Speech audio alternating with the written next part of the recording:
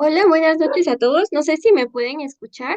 De antemano una disculpa, lo que pasa es que muchos compañeros todavía no han ingresado, pero vamos a dar inicio a la sesión. No sé si en el chat me pueden escribir si tengo un audio adecuado. Muy bien, vamos a dar comienzo entonces a la sesión. Sean todos bienvenidos. El día de hoy vamos a hablar de el manejo inicial del evento vascular cerebral. Mi nombre, para los que ya me conocen, soy Jessica Lisbeth Roberto Pablo y pues vamos a estar leyendo sus dudas si es que tienen alguna en el chat. Bueno, para dar inicio a la sesión vamos a comenzar con la definición. Bueno, ¿cómo se define el evento vascular cerebral? Este es un trastorno en el cual un área del encéfalo es afectada ya sea de manera transitoria o permanente por una isquemia o por una hemorragia. En la guía de práctica clínica mexicana también incluye la duración de esta afectación de esta área del cerebro. Nos habla de una duración mayor de 24 horas, pero nos dice que también puede ser menor a 24 horas si en la imagen, que sobre todo vamos a mandar a hacer una tomografía axial computarizada o en caso que sea una autopsia, se observe un infarto o una hemorragia. Esto asociando a los síntomas característicos del evento vascular cerebral. Bien. En cuanto a la epidemiología, se dice que hay una incidencia a nivel mundial del evento vascular cerebral de un 80%. En América Latina es la segunda causa de discapacidad en la población adulta y en nuestro país dice que constituye la séptima causa de muerte, con una mortalidad de hasta 16 personas por cada 100.000 habitantes. Entonces, podemos ver que es bastante frecuente y esto es debido a los factores de riesgo que lo atenúan. Tenemos 6 principales factores de riesgo, entre ellos tenemos la hipertensión arterial, el tabaquismo, la obesidad, la mala alimentación, el sedentarismo y la diabetes. Estos 6 constituyen el 80% de todos los factores de riesgo y sobre todo nosotros podemos darnos cuenta que son factores de riesgo modificables. En general, estos 6 factores constituyen factores de riesgo cardiovascular, llámese enfermedad vascular o infarto agudo al miocardio. Del 20% restante de los factores constituyen el alcoholismo, la dislipidemia, las cardiopatías, el estrés e incluso la depresión. Bien, debemos conocer los subtipos de evento vascular cerebral. Se dice, como ya mencionamos, que es un trastorno en el cual un área específica del encéfalo está afectada, ya sea por una isquemia o por una hemorragia. Lo más frecuente es que sea por un evento isquémico, hasta en un 70% de todos los pacientes. Hay otro apartado que nos habla de un ataque isquémico transitorio en el cual los síntomas van a ser menores a 24 horas y no va a haber datos imagenológicos de isquemia. Por otro lado, en el EBC hemorrágico, que constituye el menor porcentaje de todos los pacientes, vamos a poder también detectarlo mediante una tomografía. Bien, vamos a hablar un poquito de la fisiopatología. La enfermedad cerebrovascular es causada por uno de varios procesos fisiopatológicos que van a involucrar a los vasos sanguíneos del cerebro. Esta afectación puede ser una anomalía intrínseca del vaso, es decir, propia del vaso, o puede ser ajena a él. Bueno, en cuanto a la anomalía intrínseca, dice que el proceso puede ser como la aterosclerosis, es decir, una formación de placa de ateroma dentro del vaso que nos provoque una formación de algún coágulo y ocluya la irrigación sanguínea. Puede ser también en menor medida por lipohialinosis, en el cual hay defectos de vaso en donde va a comenzar a haber una formación de una red de fibrina y esto también puede provocar una oclusión arterial. Pueden ser por una inflamación vascular, por depósito de amiloide, por una disección, malformaciones, dilataciones de aneurismas, entre otros. La segunda causa fisiopatológica importante del EBC puede ser por una embolia. Este proceso puede originarse lejos de donde se va a ocluir el vaso, como ocurre en un émbolo que proviene del corazón. El ejemplo más claro es el paciente con una fibrilación auricular.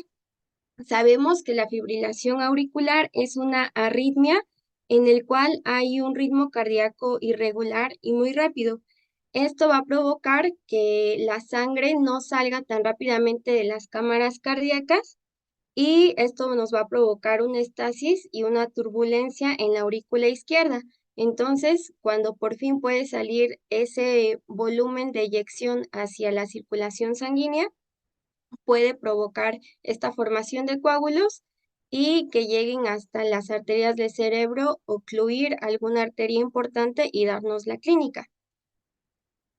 La tercera causa fisiopatológica es un flujo sanguíneo inadecuado. En este caso no es como el trombo o como la embolia que está causando una oclusión arterial, sino que el flujo sanguíneo va a estar disminuido.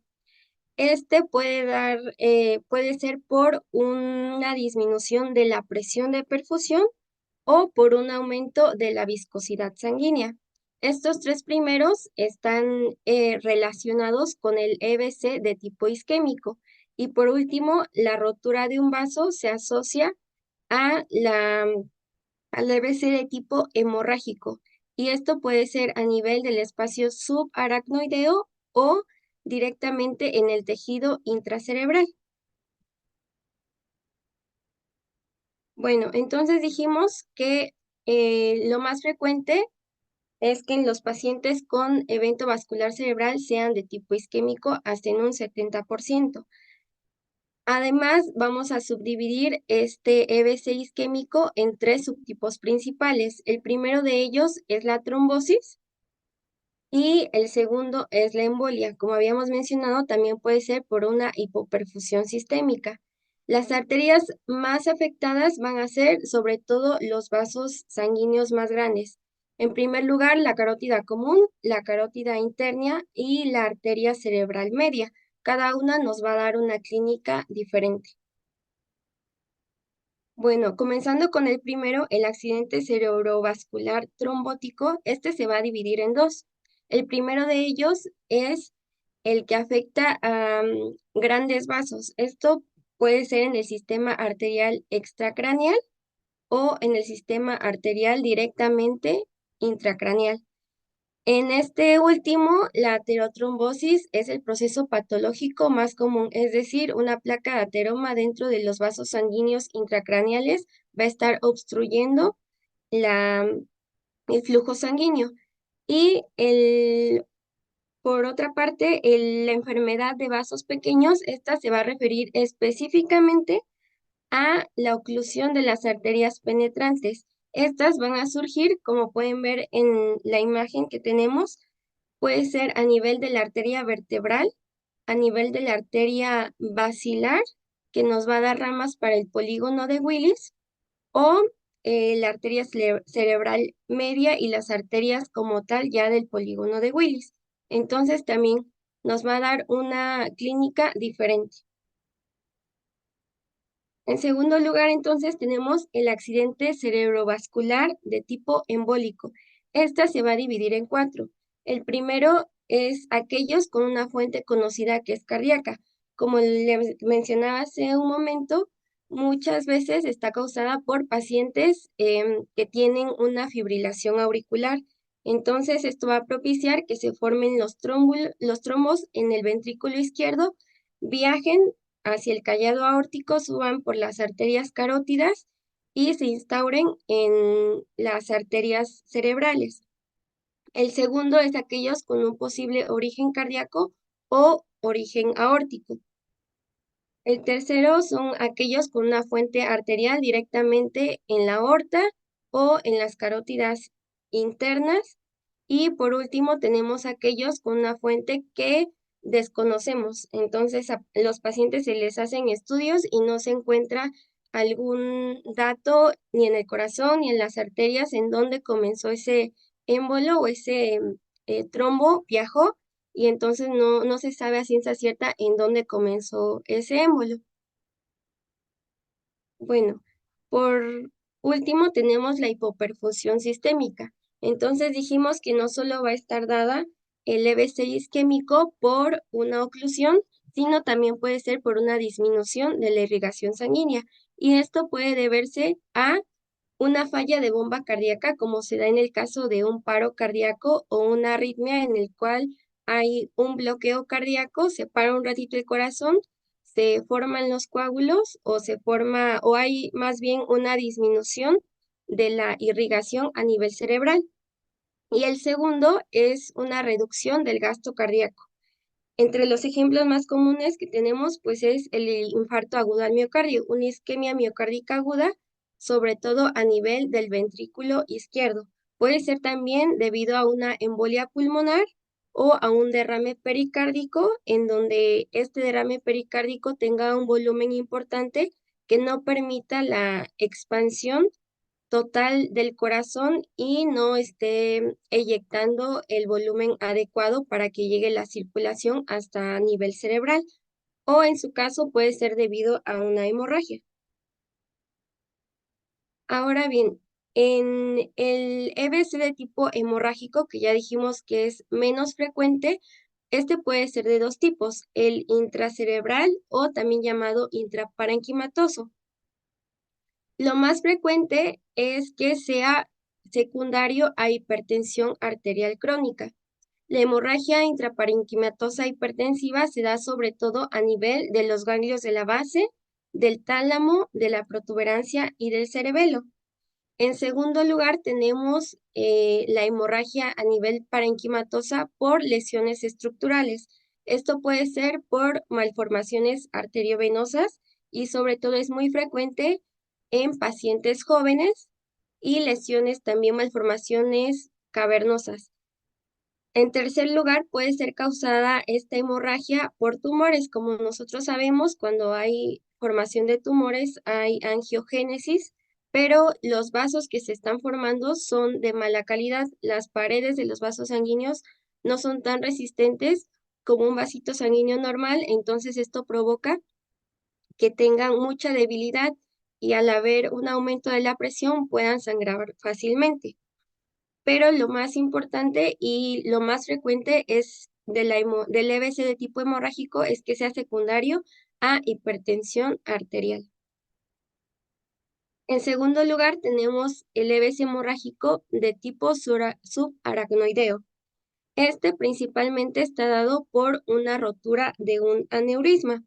Como nosotros podemos observar en la imagen, un aneurisma es una protuberancia o un abombamiento anormal en las paredes de un vaso. Esto sobre todo se da en la parte de la bifurcación de algún vaso importante, y esto porque hay un defecto de la pared. Entonces, aquí frecuentemente podemos observar esta protuberancia y nos dice que la rotura de un aneurisma nos da hasta la tercera parte, está dado por un incremento o un aumento agudo de la presión arterial. Por ejemplo, en pacientes, un ejemplo muy claro es durante la defecación. Entonces, si ya ahí está la formación de un aneurisma, el paciente se somete a un exceso de presión durante la defecación o durante un orgasmo que también aumenta la presión arterial, esto puede favorecer que este pequeño defecto se rompa y cause la hemorragia subaracnoidea. Clínicamente, esta es muy característica porque el paciente nos va a referir cefalea. Es la peor cefalea de su vida, así lo refieren los pacientes, y puede estar acompañado aparte por otros síntomas clínicos como son la rigidez de nuca, el vómito y la fotofobia en menor medida. Está también precedido por una pérdida rápida de la conciencia, es decir, el paciente va a referir dolor de cabeza y rápidamente se desvanece. Tiene una mortalidad muy alta, hasta el 50% de los pacientes van a morir en la primera hemorragia y los pacientes que sobrevivan van a tener pues este factor de riesgo de volver otra vez a presentar hemorragia en meses o en años posteriores. Bueno, entonces dijimos que esta rotura del aneurisma es la más frecuente, pero también puede estar dada la hemorragia subaracnoidea por una malformación vascular. Estas malformaciones pueden ser de tipo arteriovenosas o cavernosas, también en menor medida por telangiectasias capilares o por angiomas venosos. Puede ser también secundario a un traumatismo, que es también común, y puede ser por una rotura de una hemorragia intracerebral en el sistema ventricular, por alteraciones hematológicas o por tumores, como ya habíamos mencionado también en el de tipo intracerebral. Bueno, es importante mencionar el curso clínico de cada tipo de EBC. En la hemorragia subaracnoidea, que es la que acabamos de ver, el inicio del cuadro va a ser un inicio brusco, ¿no? Dijimos que el paciente va a presentar un dolor de cabeza muy intenso y va a ser repentino. La disfunción cerebral, en este caso, va a ser menos común que en otros tipos. Es decir, el paciente nada más puede presentar cefalea muy intensa y hasta ahí, o algunos pacientes sí pueden desvanecerse y presentar pérdida de la conciencia. Los factores de riesgo, pues, es el tabaquismo, la hipertensión y el alcoholismo también. En cuanto a la hemorragia cerebral, intracerebral, el inicio, a diferencia de la subaracnoidea, va a ser de inicio insidioso, va a ser progresivo y va a ser gradual, es decir, va a ir aumentando la clínica durante minutos o hasta horas. Y en estos pacientes sí puede presentarse abruptamente un déficit neurológico al inicio. Ahora, en el EBC de tipo isquémico, en el de tipo trombótico, dice que el curso clínico va a ser una progresión tartamuda, es decir, el paciente va a presentar un déficit neurológico, se puede recuperar y puede presentar en cuestión de minutos otra vez déficit neurológico, recuperarse y estar así por algunos minutos. Las lagunas se desarrollan en horas y como un máximo en pocos días. A diferencia del EBC de tipo isquémico, de tipo embólico, en el cual el inicio de los síntomas va a ser repentino y el déficit neurológico máximo va a ser al inicio. Los hallazgos clínicos pueden mejorar rápidamente, entonces en el de tipo embólico va a ser repentino el déficit y posteriormente el paciente se puede recuperar.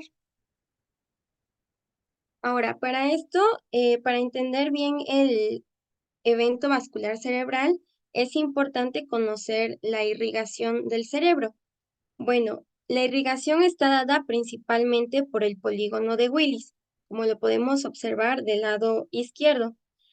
El polígono de Willis es una red de vasos en la base del cráneo que proviene de las arterias carótidas, como podemos verlo aquí, provenientes del callado aórtico, que nos dan después del tronco brachiocefálico esta arteria carótida común, la carótida externa, que realmente no nos dan ni circulación o irrigación a nivel intracraneal, pero la arteria carótida interna sí, ingresa por el agujero rasgado y se va a unir con las arterias vertebrales que vienen en lo podemos ver en esta imagen, entran también a nivel intracraneal y se unen para formar este polígono. Bueno, estas arterias van a dar lugar a la parte, se anastomosan y van a dar la irrigación en la parte anterior, media y posterior del cerebro. Entonces, vamos a ver los territorios vasculares. En esta imagen tenemos un corte coronal, un corte sagital y un corte transversal de los hemisferios cerebrales. De color azul tenemos las ramas terminales de la arteria cerebral. Bueno, entonces en primer lugar, la arteria cerebral anterior va a estar irrigando el lóbulo frontal y una parte del lóbulo parietal, como vemos en este corte sagital paramediano. En el corte coronal podemos ver que irriga la porción medial de los hemisferios y en el corte transversal también podemos ver que está irrigando la porción medial. En segundo lugar, la porción media que abarca el lóbulo parietal. Para esto vamos a pasarnos a la siguiente imagen. En estos estamos en una vista lateral. Nos dice que en esta porción va a estar irrigando la arteria cerebral media, parte del lóbulo parietal y parte del lóbulo temporal. Y en la parte posterior está irrigado por la arteria cerebral posterior. Bien, es importante conocerlo porque si nosotros conocemos la anatomía de la irrigación arterial, nosotros vamos a poder deducir las manifestaciones clínicas. Por ejemplo, en la arteria oftálmica, que es rama de la carótida interna, si esta arteria está ocluida, la manifestación clínica va a ser una ceguera monocular transitoria. Es importante conocer o tener conocimientos previos anatómicos de estas arterias para que nosotros podamos identificar en el examen físico neurológico qué arterias están afectadas. Para fines de esta plática, pues les dejo estas dos tablitas. Esta es de un manual en donde nos hace un resumen pues de los lóbulos y de las partes que van a estar afectadas y cómo nosotros podemos detectarlo clínicamente. En el abordaje inicial no es nuestra prioridad el conocer todo esto, sino ya posteriormente. Y esto porque nosotros debemos actuar rápidamente. En el EBC vamos en contra del tiempo. Entonces, lo primero es identificar que se trate de un evento vascular cerebral y posteriormente mandarlo a un centro médico para que reciba la atención necesaria. Entonces vamos a comenzar con la valoración prehospitalaria. En la valoración prehospitalaria podemos aplicar algunas escalas, entre ellas tenemos la escala de Cincinnati. Esta es una escala de evaluación para primer contacto. La pueden aplicar desde médicos como paramédicos e incluso nosotros como familiares podemos ayudarle al paciente o ver si de verdad se trata de un evento vascular cerebral. Bueno, para esto es importante conocer esta escala. Está dada por tres principales hallazgos. El primero de ellos, vamos a pedirle al paciente que sonría o que muestre los dientes. Lo normal es que ambos lados de la cara pues se muevan de forma simétrica. Si nosotros al ver que este paciente tiene un lado de la cara que se desvía con respecto al otro, que no puede mover bien las cejas, que no, o que la comisura labial se va de un lado, entonces esto nos dice que efectivamente está cursando con pues es algo anormal. La segunda parte es el descenso del brazo. Nosotros vamos a pedir al paciente que cierre los ojos, que mantenga ambos brazos extendidos por 10 segundos, que trate de alzarlos y si ambos brazos se mantienen elevados, pues es normal. Pero si uno de ellos se cae o no lo puede levantar bien, entonces también le damos otro punto. Y por último, le vamos a pedir a nuestro paciente que repita una frase, por ejemplo, hace mucho calor o que nos diga la, la fecha. Entonces, si contesta adecuadamente o repite la frase adecuadamente, es completamente normal, pero si tiene palabras inapropiadas, las cambia o no puede repetirlas, entonces también nos da otro puntaje. La interpretación pues resulta positivo si tiene más de un punto en la escala. Entonces, esto ya nos va alertando de que efectivamente se puede tratar de un evento vascular cerebral. Es importante descartar que se trate de una hipoglucemia, porque puede tener síntomas similares. Por ejemplo, nosotros sabemos que en la hipoglucemia hay síntomas neuroglucopénicos, entre los cuales tenemos el dolor de cabeza, la falta de atención, el hablar lento la, o cambios de humor. Entonces pueden ser síntomas que pueden ser similares a un evento vascular cerebral. Bien, hay otra escala que podemos aplicar, que es prácticamente lo mismo, que es la escala de FAS, en donde nosotros también le vamos a pedir al paciente que sonría y al sonreír pues va a haber esta desviación, que alce los brazos, vamos a poder ver una parálisis o debilidad del brazo, o en el caso también podemos aplicarlo a una pierna. Speech, el habla, no poder hablar o tener dificultad para hacerlo, el no poder repetir una frase que nosotros le pidamos que repita, y pues sobre todo, como les mencionaba, vamos en contra del tiempo. Si nosotros detectamos alguno de estos rubros anormales, entonces debemos hablar rápidamente al 911 o llevar al paciente a una sala de emergencias. Esto es a nivel prehospitalario. Ahora, ¿qué vamos a hacer nosotros como médicos en el diagnóstico hospitalario? Pues lo primero es, el abordaje inicial consiste en la clínica. Lo primero que tenemos que hacer cuando nosotros estemos ante un paciente con un probable evento vascular cerebral, vamos a pedirle una glucosa capilar.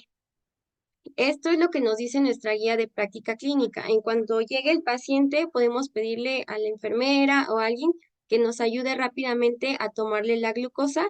¿Y esto por qué? Porque ya mencionábamos que uno de los principales diagnósticos diferenciales es la hipoglucemia. Cuando nosotros hayamos descartado entonces que el paciente no está cursando con hipoglucemia, podemos comenzar a aplicarle a nuestro paciente la escala de NIS. Bueno, esta escala de NIS es una escala clínica inicial sobre la gravedad neurológica en el EBC isquémico. Nos vamos a adelantar un poquito. Es esta que tenemos en la pantalla.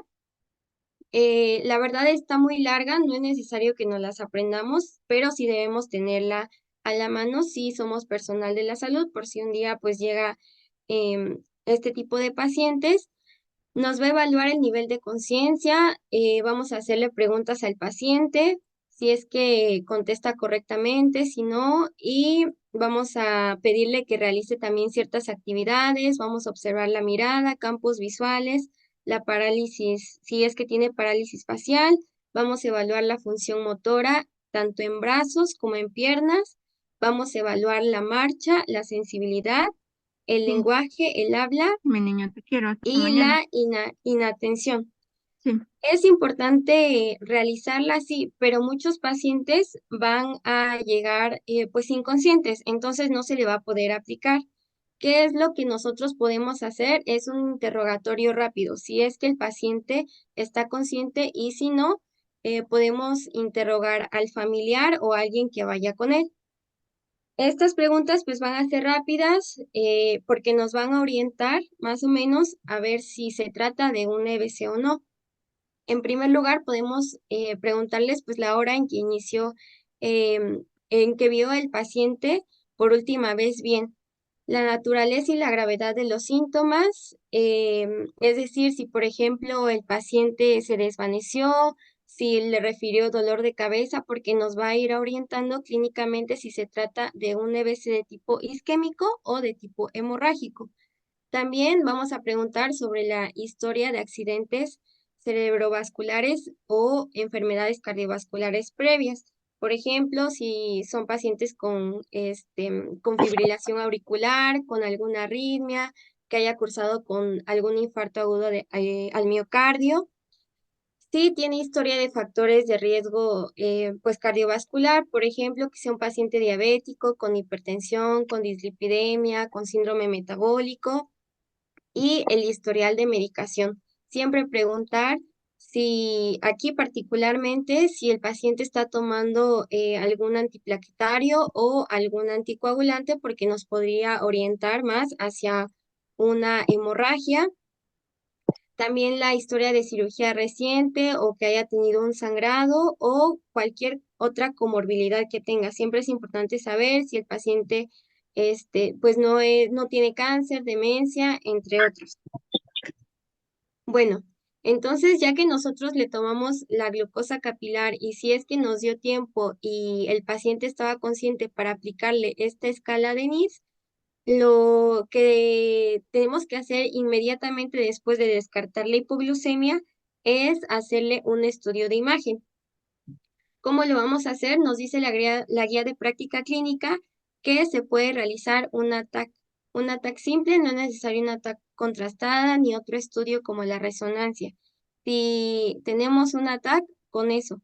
Entonces, este estudio de imagen se debe de realizar no más allá de 25 minutos desde que llegó el paciente a la sala de emergencias. Posteriormente vamos a valorar esta imagen. Si es que no somos expertos, podemos pedirle ayuda a algún experto, a algún neurocirujano, a algún neuro para que nosotros podamos corroborar que se trate efectivamente de un evento vascular cerebral. Y posteriormente, ya que tengamos la imagen y tengamos, pues ahora sí que claro, si se trata de un EBC isquémico o hemorrágico, vamos a hacerle todos los laboratoriales que siguen, ¿no? La glucosa sérica, biometría, electrocardiograma, troponinas, todos los estudios que se nos puedan ocurrir para saber por qué se presentó el evento.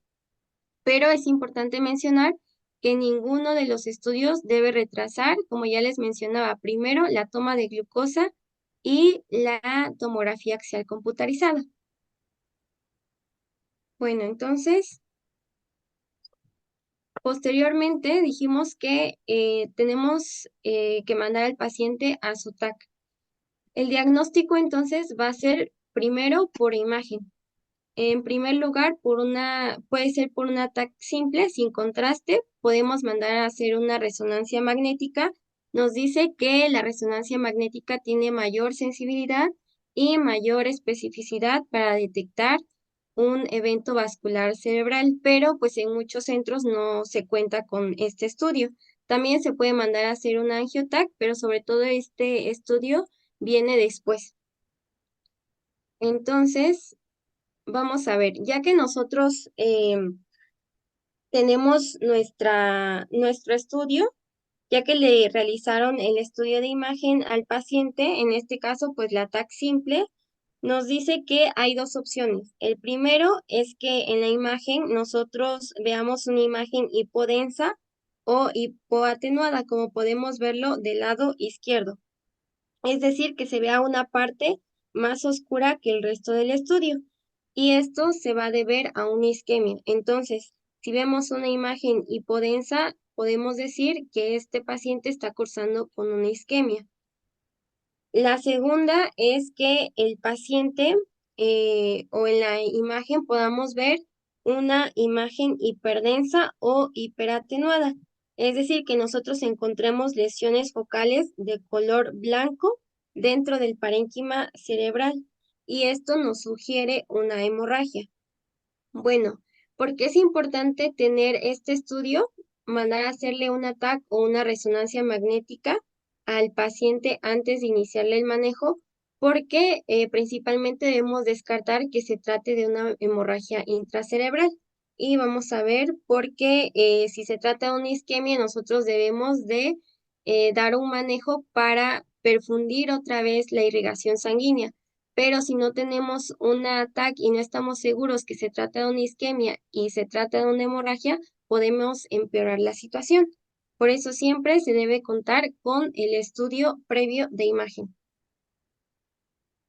Ahora bien, vamos a ver en esta imagen tenemos el aspecto. Este estudio, o bueno, esta escala de ASPECTS es un puntaje temprano de accidente cerebrovascular de Alberta, y pues por sus siglas ASPEX. Entonces, ya que tenemos la tomografía, nos dice que por esta escala se le va a dar una denominación y un valor de un punto a cada región cerebral irrigada por la arteria cerebral media. Vamos a iniciar con una puntuación de 10 y se le va a ir restando un punto por cada área afectada. ¿Esto qué significa? Que entre menos puntaje tengamos, mayor tejido cerebral va a estar comprometido. Y entre mayor puntaje nos dé, menos tejido cerebral va a estar afectado. Aquí la importancia de esto radica en que si son 10 puntos y por lo menos 3 áreas están afectadas, significa que una tercera parte del territorio irrigado por esta arteria cerebral media está en isquemia y el pronóstico es malo. Por eso el punto de corte es de 7. Es decir, si nosotros tenemos un aspect de menos de 7, significa que más del 30%, que más de la tercera parte del territorio irrigado por esta arteria está afectada. Entonces, más adelantito vamos a ver que este es el puntaje. En la región M1 nos habla de la región cortical anterior de la arteria cerebral media, la M2, la región cortical lateral, la M3, la región cortical posterior. Y así nos vamos a ir. Vamos a ir en cortes a nivel de los ganglios basales y a nivel subganglionares. Entonces, cada uno nos da una puntuación de 1. Si nosotros vemos que están afectados más de tres zonas, decimos que el paciente tiene un EBC isquémico importante. Ahora bien,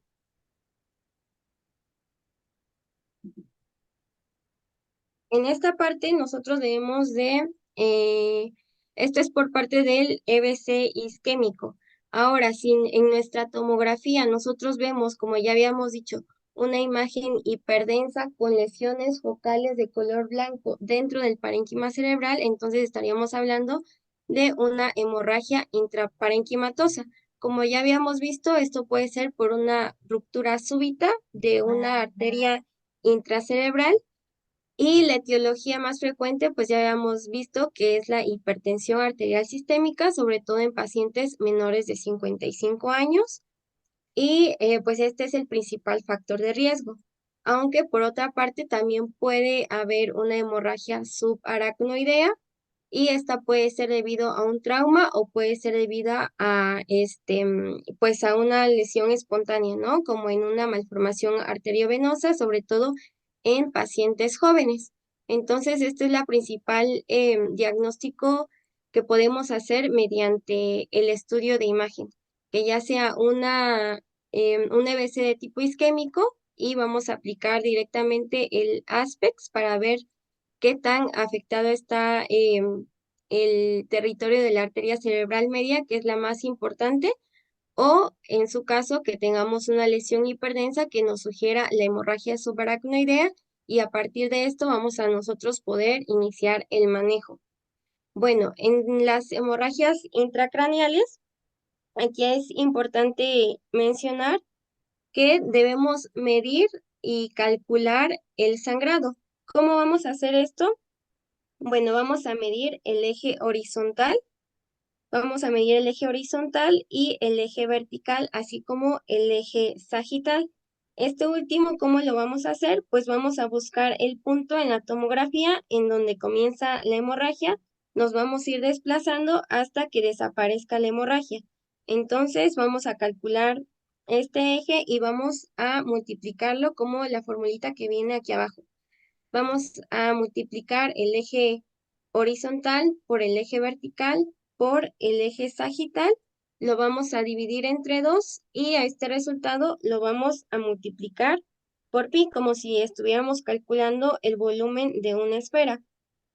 Cuando ya calculamos de cuánto se trata este volumen del sangrado, nos dice que si es el resultado es mayor a 60 mililitros, estamos hablando de un volumen bastante importante y pues es de mal pronóstico. Siempre que sea más de 60 mililitros es de mal pronóstico.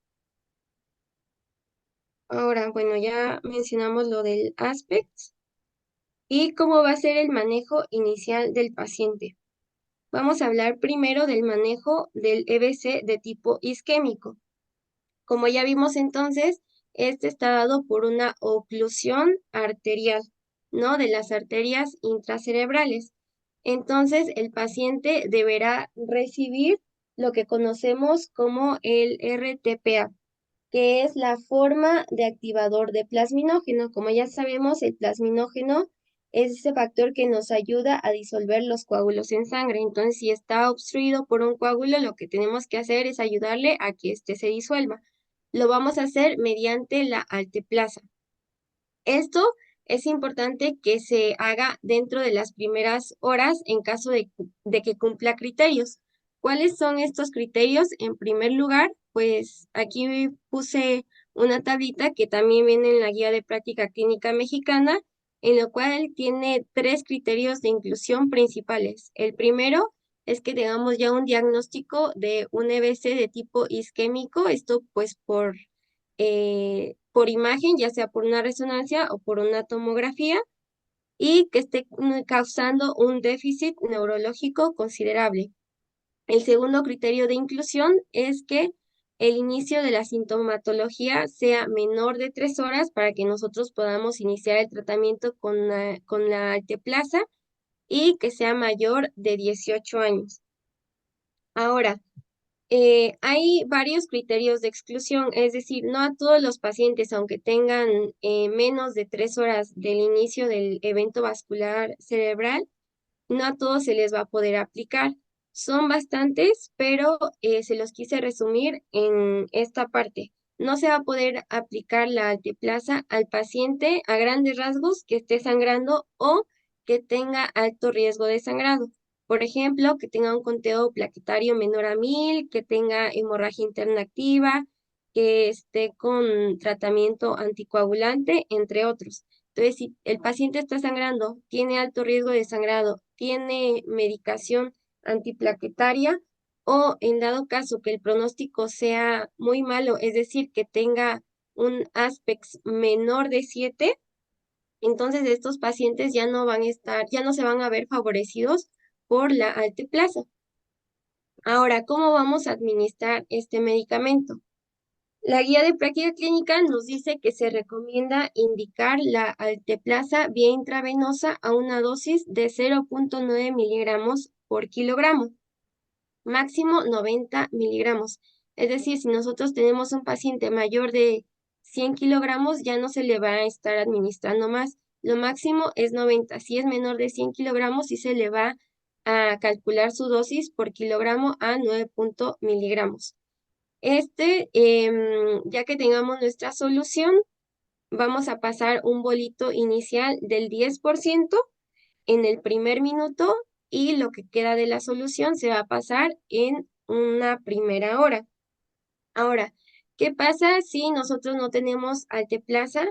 La guía de práctica clínica nos dice que si no contamos con ella, podemos utilizar la tenecteplasa a una dosis intravenosa de 0.25 miligramos por kilogramo. Y esto va a ser a una dosis máxima de 25 miligramos por kilogramo en bolo. Y esto va a ser para el tratamiento de un EBC agudo, es decir, siempre menos de 3 horas. Es importante mencionar que la complicación más severa del uso del alteplasa es la hemorragia intracerebral. Por eso es importante tener el estudio de imagen y corroborar que no se trata de una hemorragia porque podríamos empeorar el cuadro. Ahora, si el paciente ya tiene más de 3 horas de inicio de los síntomas del EBC, hay indicaciones muy especiales en donde nos dice que sí podemos iniciarle la terapia fibrinolítica hasta 4.5 horas. ¿Y cuáles son estas indicaciones? Es un paciente menor a 80 años de edad que tenga la escala clínica inicial sobre gravedad neurológica para evento vascular cerebral menor a 25, que no esté consumiendo anticoagulantes orales y que no tenga la historia de la combinación de diabetes mellitus con alguna otra comorbilidad. Y aparte, también tenemos que en estos pacientes deben ser pacientes que no se tenga evidencia por imagen de la afectación de más de un tercio de la arteria cerebral media, es decir, que tenga un puntaje de Aspects menor a 7. Entonces, esto para pacientes que tengan más de 3 horas, pero menos de 4.5 horas de haber iniciado el evento vascular cerebral. Hay un periodo de ventana todavía más extendido en donde nos dice, se puede aplicar la terapia fibrinolítica a pacientes más allá de 4.5 horas a 9 horas, pero aquí siempre se le debe mandar a hacer una resonancia magnética. La TAC ya no nos va a servir. Entonces, siempre que un paciente llegue con los síntomas de más de 4 horas, se le puede aplicar hasta las 9 horas siempre que tengamos una resonancia magnética, porque nosotros vamos a buscar en la resonancia magnética las indicaciones para iniciar la terapia. El primero de ellos, pues, es que el volumen del núcleo isquémico sea menor a 70 mililitros, que haya un flujo sanguíneo cerebral adecuado y que tenga un índice de volumen críticamente hipoperfundido sobre un volumen de núcleo del infarto mayor a 1.5.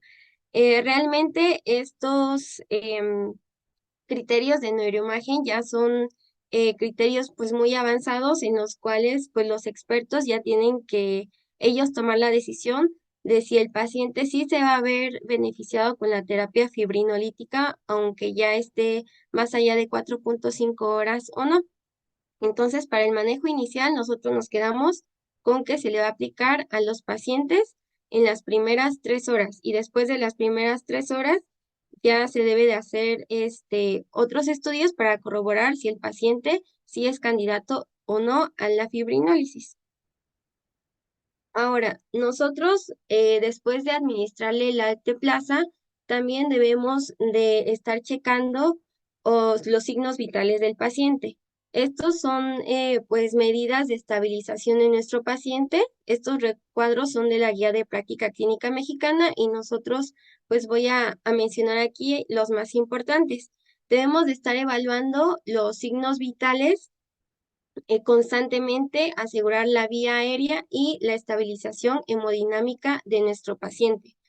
Vamos a estar calculando pues los líquidos, sobre todo vamos a dejar líquidos con solución salina al 0.9% y es muy importante que nosotros estemos valorando los niveles de glucosa y corregirla si es que el paciente llega a presentar hipoglucemia, es decir, cifras de glucosa menores a 60 miligramos sobre decilitro. En el caso de la hiperglicemia, porque algunos pacientes con EB se van a cursar con hiperglicemia, se dice que está permitido que los pacientes se mantengan de 140 a 180 miligramos por decilitro y estar monitorizando constantemente para prevenir una hipoglucemia. También es importante mencionar que hasta un tercio de los pacientes admitidos van a tener una temperatura mayor a 37.6 en las primeras horas posteriores después del infarto. Entonces vamos aquí a tener que checar y descartar que el paciente no esté cursando con fiebre. Todas estas pues son medidas de estabilización que se van a hacer en una sala de urgencias o en una sala de cuidados intensivos si es que lo requiere el paciente. También vamos a estar checando los niveles de saturación de oxígeno. Debemos de mantener al paciente con una saturación mayor de 90-94% de saturación. Y en realidad nos dice que podemos colocar al paciente en una postura con la cabeza a una elevación de 30 grados, aunque en los últimos artículos nos dice que no hay mucho beneficio en esta postura. Entonces, prácticamente nos dice que no es necesario que el paciente esté con una elevación de la cabeza a 30 grados. También es importante mencionar dentro de los signos vitales que nosotros tengamos un control de la tensión arterial. Cuando esté muy elevada, mayor de 220 en 120, nosotros podemos iniciar o incrementar el tratamiento antihipertensivo. Siempre lo debemos hacer con mucho cuidado, no reduciendo de manera brusca esta elevación de la presión arterial. Nos dice que no debe ser más del 10 al 20% lo que nosotros podemos reducir y posteriormente ya vamos a ir controlando. Se debe vigilar entonces a estos pacientes críticos y se recomienda dar tratamiento antihipertensivo durante y después de la trombólisis hasta que logremos una tensión arterial por debajo de 180 y 105 milímetros de mercurio. Entonces, estos es la meta de la, de la tensión arterial que nosotros debemos lograr. Ahora, también va a haber pacientes que se van a beneficiar de la terapia endovascular. Principalmente en la terapia endovascular estamos hablando de la trombectomía endovascular. Este es el tratamiento estándar para oclusión de vasos grandes, como lo son la arteria carótida común, la arteria carótida interna, y nos dice que se debe hacer dentro de las primeras horas del inicio de los síntomas. Para esta trombectomía, que es pues una trombectomía mecánica mediante la introducción de un stent, en el cual, como se ve en la imagen, el stent saca una como mallita y si es que cuando la saca va a recoger el trombo o el coágulo que esté ocluyendo la, la arteria, lo va a quitar y se retira el stent y es así como se libera esa oclusión. Pero para esto hay indicaciones muy específicas. El primero de ellos es que haya un adecuado estado funcional antes del ictus, es decir, que el paciente pues haya estado bien y que el paciente haya recibido anteriormente la trombólisis endovenosa con la alteplasa dentro de las primeras 4.5 horas del inicio de los síntomas. Entonces no se va a poder hacer una trombectomía endovascular si no se administró antes la alteplasa. Ahora también se puede beneficiar el paciente cuando haya presentado un ictus y que esté ocasionado por la oclusión de la arteria carótida interna, que sea un paciente mayor de 18 años, que tenga una puntuación en la escala de NIS mayor a 6 y que tenga una puntuación tomográfica mayor a 6, es decir, que no esté tan afectada toda la arteria cerebral media.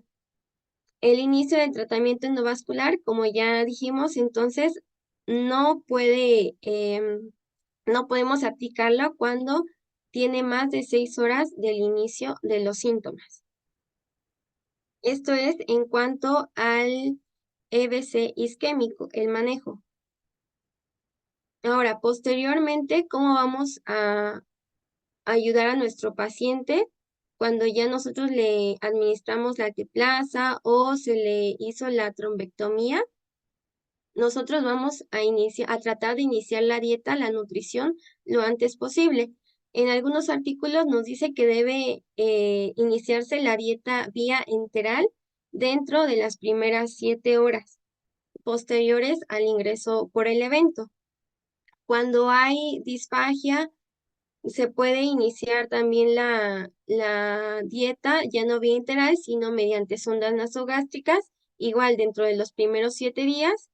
Y si es que tiene dificultad para la sonda, entonces podemos considerar iniciar la alimentación por gastrostomía percutánea, si es que no se pudo mediante la dieta enteral o mediante la sonda. Y debemos también iniciarle rehabilitación a nuestro paciente. ¿Cómo va a ser esta rehabilitación? Nos dice que esta terapia debe ser multidisciplinaria. Es un poquito estricta porque nos pide al menos 3 horas al día de terapia por lo menos 5 días de los 7 días de la semana. Y lo principal es que esta rehabilitación se base en ejercicio, en reentrenamiento motor y en la práctica funcional. Muchos pacientes con la rehabilitación, si lo llevan adecuadamente, sí logran revertir algunas secuelas del EBC, y otros pacientes, sobre todo cuando ya están muy afectados o afectó gran parte de la corteza motora, ya no se van a recuperar. Entonces, es así como la rehabilitación ayuda, pero dependiendo de cuánta afección hubo de la corteza motora. Ahora, esto es en cuanto al manejo del EBC hemorrágico intracerebral. Como ya dijimos, entonces nosotros tenemos un ataque craneal con una hiperdensidad que nos está hablando de que el paciente está cursando con una hemorragia. Esta hemorragia puede ser subaracnoidea, como ya habíamos dicho, o intraparenquimatosa.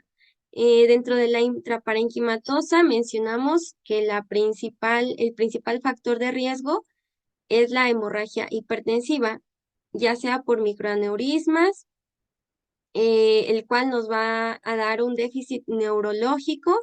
Clínicamente, pues va a estar dado por las arterias que irrigan las diferentes localizaciones. Entre ellas puede ser el putamen, en donde nos va a dar una hemiparesia y una hemihipoestesia contralateral. Esto también pues nos puede dar una desviación de los ojos del lado de la lesión, una disminución del nivel de conciencia, o nos puede afectar directamente el cerebelo, dándonos clínicamente dolor de cabeza de manera en la parte occipital del cerebro, ataxia, vómito o hidrocefalia. Cuando hay una hemorragia intraparenquimatosa espontánea, esto puede ser dependiendo de la edad del paciente, así lo vamos a identificar. En pacientes jóvenes puede ser por una malformación vascular, y en el paciente anciano sobre todo va a ser por una angiopatía amiloide. Y por su parte, en la hemorragia subaracnoidea, como ya dijimos, puede ser lo más frecuente por un traumatismo. Entonces, la definición va a ser una colección de sangre dentro del parénquima cerebral o dentro del sistema ventricular, cuando es de manera no traumática. La etiología principal, pues ya dijimos que es la etiología hipertensiva, la hipertensión arterial crónica, con la ruptura de microaneurismas. ¿Cómo lo vamos a detectar? Pues ya dijimos, mediante una tomografía axial computarizada, puede ser simple, y el tratamiento ya es un poquito más avanzado. Para el tratamiento de un EBC hemorrágico, pues se hace sobre todo en una unidad de cuidados intensivos, se va a estar controlando la tensión arterial, podemos aplicar manitol, y el neurocirujano es el que va a determinar si este paciente se va a ver beneficiado de alguna cirugía. Sobre todo los meten a quirófano cuando se trata de una hemorragia a nivel del cerebelo que tenga un radio mayor a 4 centímetros. Entonces, la verdad es que este manejo ya es un poquito más avanzado, el del neurocirujano y en cuidados intensivos. Ahora, para el manejo del EBC hemorrágico de tipo subaracnoideo, podemos aplicar la escala de Huhn y Hess. Entonces, esta es una clasificación de la gravedad de una hemorragia subaracnoidea. El primero, pues va a ser un paciente asintomático con un dolor de cabeza leve y ligera rigidez de la nuca. En el segundo es un fuerte dolor de cabeza, va a ir aumentando el dolor. Este puede ser de moderado a severo. Vamos a encontrar también rigidez de nuca, pero aquí no va a tener déficit neurológico. En el tercero vamos a encontrar somnolencia, confusión, obnubilación y déficit neurológico, pero va a ser focal leve. En el número 4 tenemos estupor, hemiparesia de moderada a severa, rigidez de descerebración temprana, y en el 5 ya vamos a encontrar un paciente con un coma profundo y signos de descerebración. Entonces, dependiendo de la escala, va a ser el manejo que se le va a estar dando. Aquí, pues la etiología más frecuente se debe a un traumatismo cráneoencefálico o por una ruptura de un aneurisma sacular. Clínicamente ya habíamos mencionado que el paciente va a referir una cefalea brusca, intensa, rigidez de nuca y en algunas ocasiones fotofobia y vómito. El diagnóstico pues también va a ser mediante el ATAC cuando encontremos lesiones focales de color blanco dentro del parénquima y en el espacio supraracnoideo. Y en algunos pacientes se menciona que no se va a encontrar como tal esta lesión en la tomografía axial computarizada y podemos realizarle al paciente una punción lumbar para ver si hay restos eritrocitarios en la punción y también podemos hacer una angiografía. Pero lo más frecuente es que se haga el ATAC. Si no lo vemos en la ATAC, inmediatamente podemos realizarle al paciente una punción lumbar. El tratamiento pues también va a ser avanzado. Nos dice que estos pacientes se pueden beneficiar de la posición con la cabeza a 30 grados, reposo absoluto, estar controlando la presión arterial, todas las medidas que ya habíamos mencionado en la estabilización del paciente, analgesia, sedación, corticosteroides. Y en el caso de que sea este EBC hemorrágico causado por un aneurisma, puede el paciente verse beneficiado por una embolización vía endovascular o una craniotomía con clipaje quirúrgico, pero este pues ya es un manejo muy avanzado. Entonces, no sé si hasta aquí tienen alguna duda. Ya estamos, me parece que esta es la última diapositiva. No sé si tienen alguna duda, algún comentario.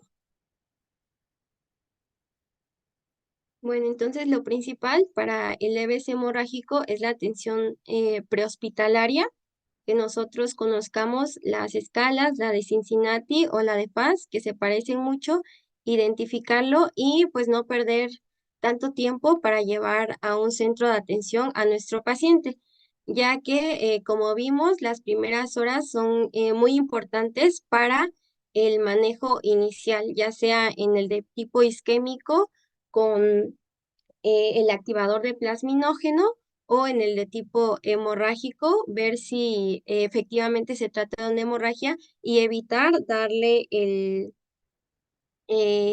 el plasminógeno, ¿no? Para aumentar el riesgo de hemorragia.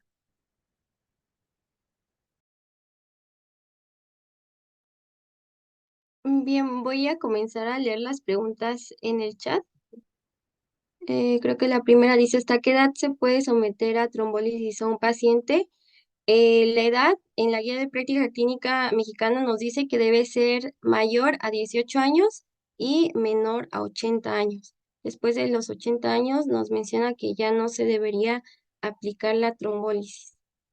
Mm, Dice, solamente se toma como criterio para la trombólisis la escala de Aspects o también se toma en cuenta la escala de Nice. Se toman las dos. Se toman las dos. En el Aspects, pues debe ser mayor a 7 y en la escala de Nice de 6 a 25. Entonces debe de ser un paciente que esté grave, pero que no esté tan grave. Entonces de 6 a 25. Mm, a ver. Dice, en el caso de evento vascular cerebral cardioembólico, ¿qué tiempo se debe esperar para inicio de anticoagulante oral? Pues es de manera inmediata. Menciona que se puede dar con aspirina en una dosis de 100 a 300 miligramos. Dice, ¿a los cuántos días después del evento vascular cerebral se puede iniciar la terapia física? Nos dicen algunos artículos que, pues dependiendo de la respuesta del paciente, se puede iniciar de 24 a 48 horas después. La terapia física sí está indicada luego, porque de eso depende que el paciente pueda recuperarse y no quede con tantas secuelas. Entonces, si nos dice que por lo menos 48 horas después. Dice, dentro de algunas guías clínicas se dice que los procesos de rehabilitación física a partir de las... Ajá, Sí, a partir de las 48 horas ya se puede comenzar. Dijimos entonces que va a ser por lo menos 3 horas al día, 5 de 7 días a la semana, y que posteriormente ya se puede hacer diariamente. Entonces, al principio va a ser 5 días, 3 horas diarias y posteriormente los 7 días a la semana. Aún siendo hemorrágico, ajá, la terapia física se inicia igual en el hemorrágico que en el isquémico. Sí, también va a depender. Por lo regular, los pacientes con una hemorragia, ya sea intracerebral o subaracnoidea, el manejo es un poquito más avanzado y por lo regular permanecen mucho más tiempo en cuidados intensivos. Entonces, en ellos sí varía un poquito.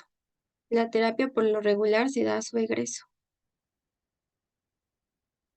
Bueno, no sé si tienen alguna otra duda, estamos concluyendo.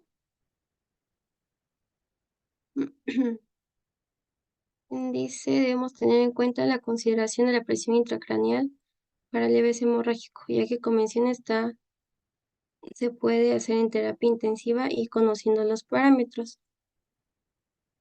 Ajá, sí, ya esto es ahora sí que en cuidados intensivos, ya es un manejo integral en donde se ven pues las complicaciones y por eso es que se administran ciertos medicamentos, pero sí 100% es de terapia intensiva, con la aplicación, ajá, de manitol. Bueno, creo que si ya no hay ninguna duda, pues les agradezco su tiempo y la atención prestada. Vamos a finalizar la sesión y nuevamente que tengan una bonita noche. Muchas gracias.